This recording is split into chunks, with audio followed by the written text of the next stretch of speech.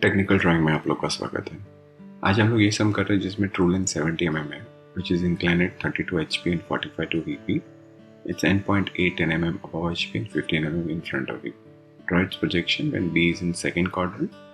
Find the position of B with respect to HP and VP. तो हमें theta and phi दिया हुआ है।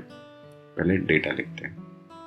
ट्रू लेंथ दिया हुआ है 70 mm, theta 30 degree, phi 45 degree,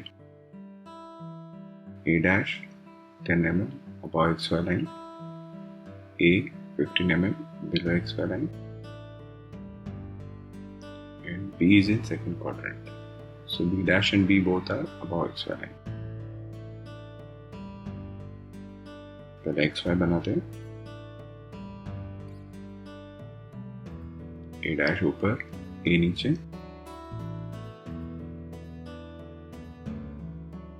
अभी यहाँ पे थीटा 30 डिग्री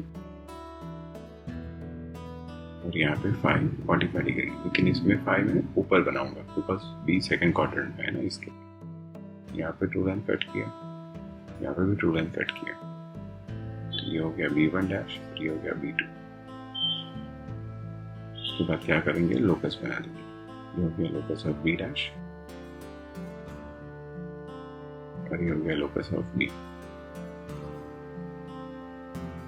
उसके बाद क्या करेंगे, ये ट्रू लेंथ है तो हम लोग क्या करते हैं, ट्रू लेंथ को प्रोजेक्ट करके बाद में रोटेट करते हैं, मतलब B1 डैश को B1 तक लाते हैं, एक ही लाइन, और बाद में उसको रोटेट करते हैं, AB1 को रोटेट करते हैं लोकस ऑफ B की तरफ।